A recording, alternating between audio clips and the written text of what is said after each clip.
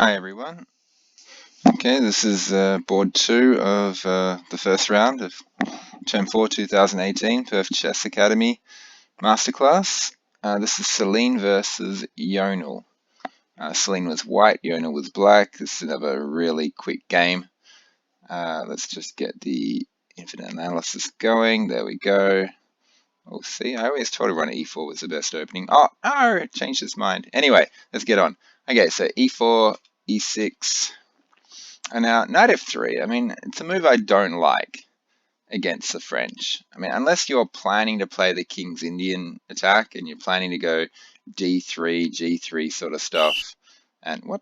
Okay, and do something weird that way. But if you're planning on playing d4 anyway, knight f3, I don't like the move order. I think you should just bang off d4 and grab the center straight away. And the reason is actually highlighted in the game. So black played d5. And here white decided to play e5.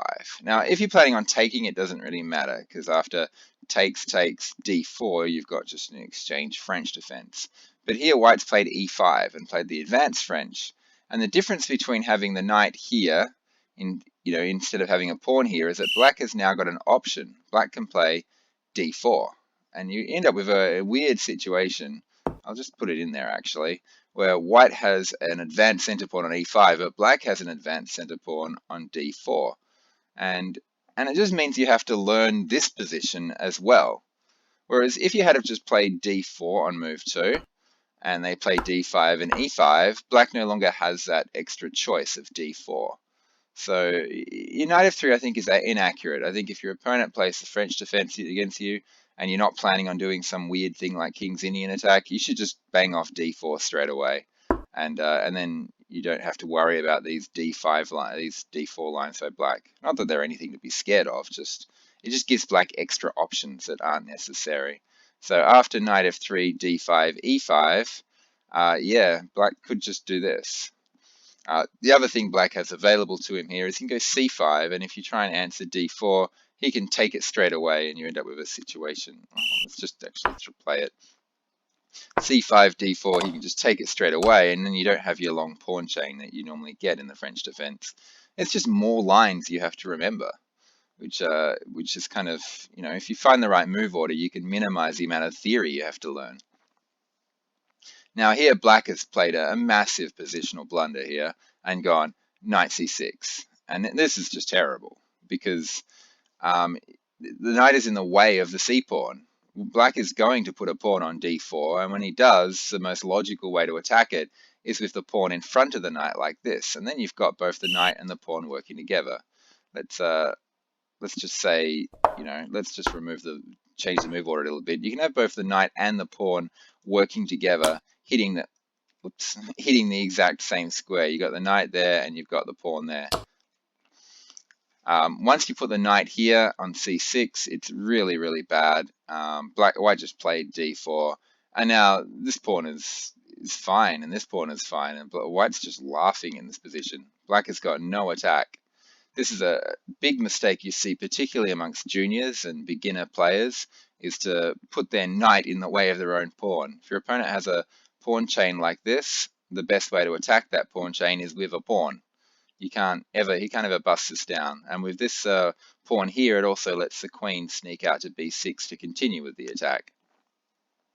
So what really, should happen in the French defense is something like this. d4, d5, here we go, c5, c3, because white wants to be able to take back with a pawn.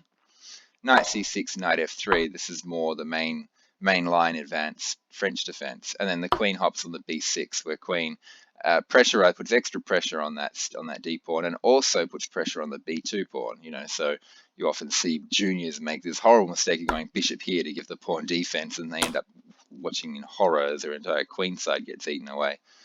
Knight there, and then queen grabs that, and black is just easily winning. So the queen on b6 is very irritating for white, and white has a bit of trouble trying to work out how to arrange his pieces so that he can keep his d pawn nice and safe. And that's the whole point. That's one of the great advantages of playing the French, is you get this ready-made queenside attack, and white has some difficulties that he or she has to deal with. So after knight c6, None of those difficulties exist. The queen doesn't have its natural square on b6 anymore. There's no pressure on the center, and white is just clearly better. Okay, knight g7, knight ge7 was played. I mean, it's okay. Normally, you wouldn't want to drop block your own bishop in like this, but the knight's actually heading for f5. What we've got here is a closed center. It's all blocked up, and so you really should take a few extra moves to make sure your pieces get to their best possible squares. So with both these knights pressuring this pawn, it's not bad. It means these two pieces are tied down, this one and this one. However, it's still terrible. This pawn should be here, putting additional pressure on that pawn.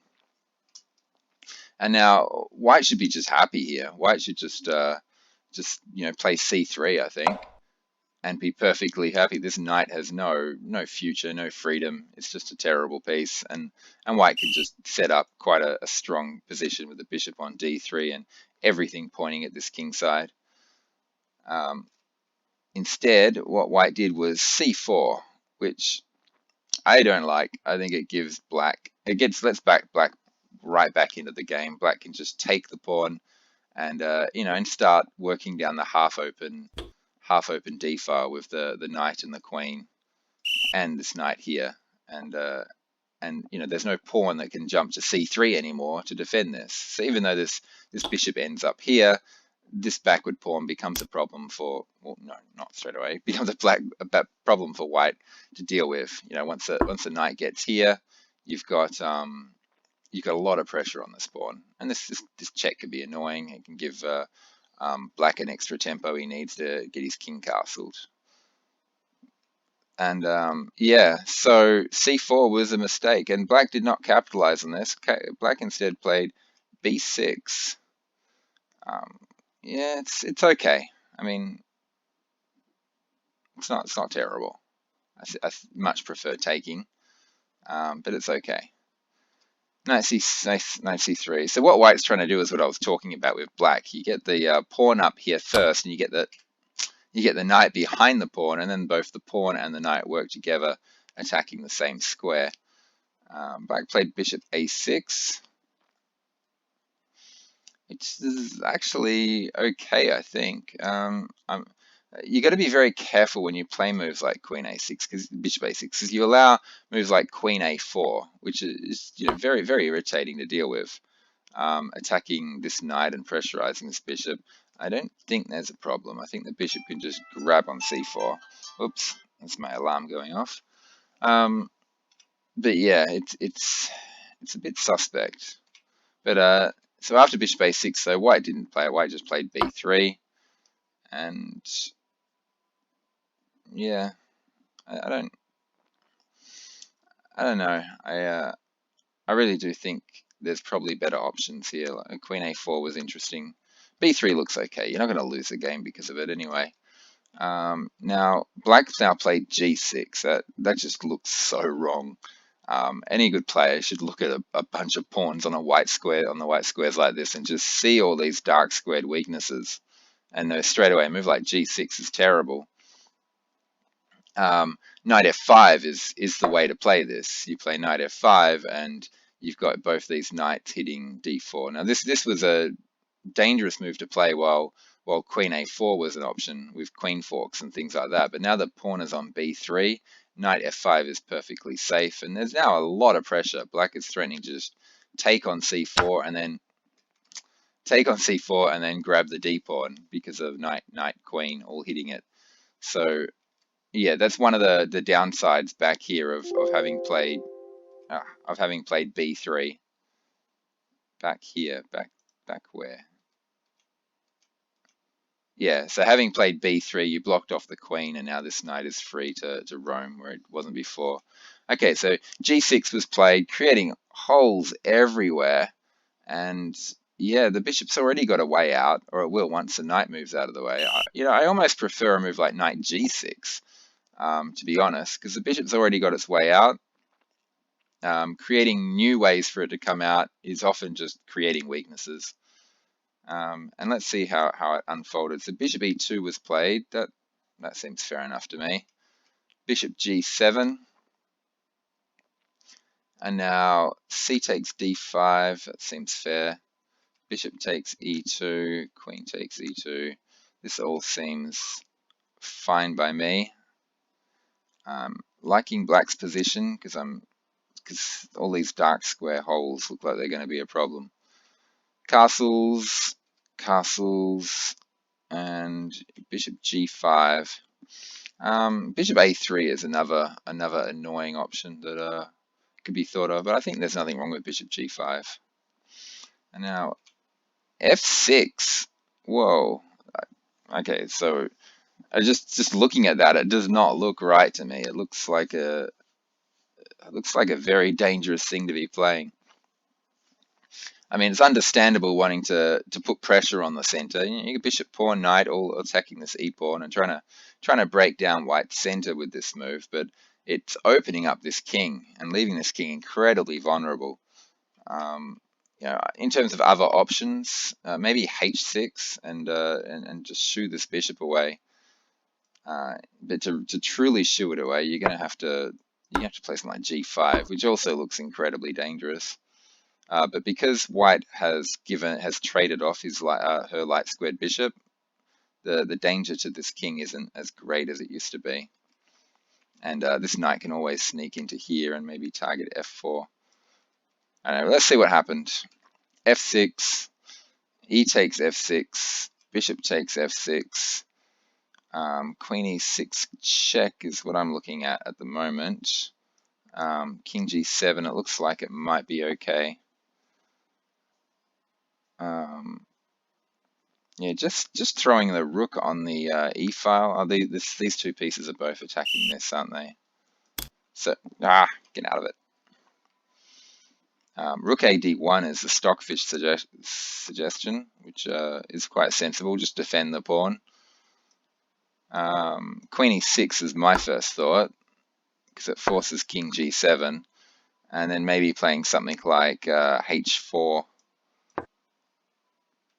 Interesting. Looks like black is hanging in there. The king is very exposed, and if white is just patient, that exposed king is going to come back and bite black in the backside later on. White decided on bishop h6, hitting the rook. And I think black might be okay. Just simply playing rook f7. Everything seems to be covered. The rook is defending the second rank. This king is still a bit exposed, but white's position isn't exactly organized. I mean, you'd love to use this half-open c file, but white has to deal with the problem with this pawn being attacked twice and only defended once. So yeah, I don't think bishop h6 wasn't so good, but luckily for white, black went and moved the rook to e8, which just instantly loses the game, and you get to see because why the bishop is guarding g7, so there's just a very simple queen fork.